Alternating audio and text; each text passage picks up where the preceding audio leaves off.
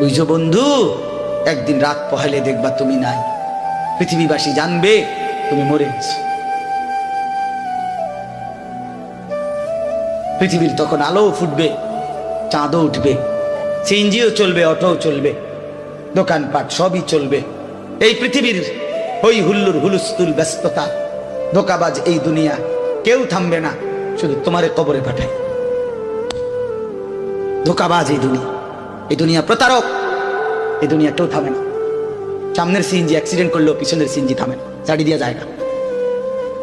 সামনের গাড়ি অ্যাক্সিডেন্ট করলে পিছনের গাড়ি থামে না, ছাড়ি দিয়া যায়। স্বার্থপর এই দুনিয়া কেউ থামে না। হ্যাঁ, বাপরে দাফন কইরা এই সন্তান এই বউ বাচ্চারাই আবার আসার পরে ওই দিনকেই ভাত খায়, তাই না?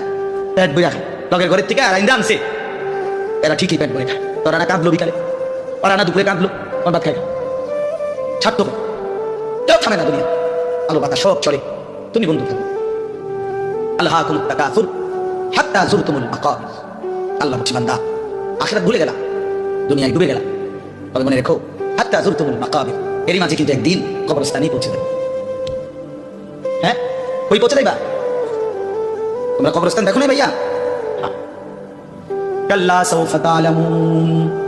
আল্লাহ বলে কবরে আসলেই আমি বুঝাই দেব বান্দা আমার নাফরমানির শাস্তি কেমন। সুম্মা কাল্লা সাউফা তা'লামুন।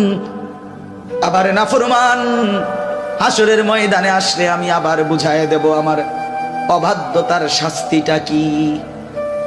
একবার বুঝাবো কবরে।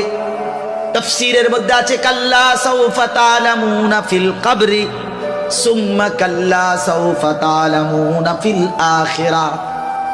আল্লাহ বলে একবার কবরে বুঝাইবো আমারে ত্যাগ করা, আমার নাফরমানি, আমারে সিজদা না করার শাস্তিটা কি। কবরেই টের পাইবা।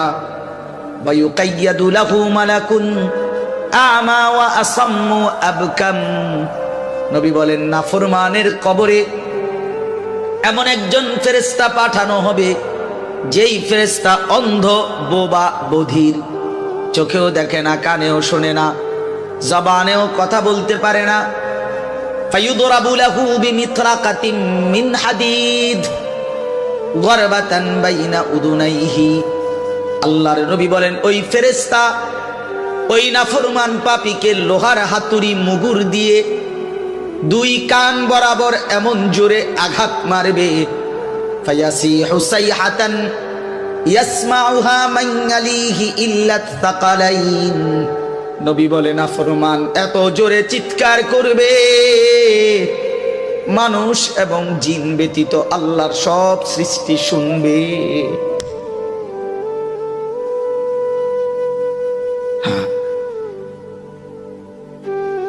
বহু কবরস্থানে এমনও হয় গরু ছাগল রশি ছিঁড়ে লাইতে চায়, জানেন এটা?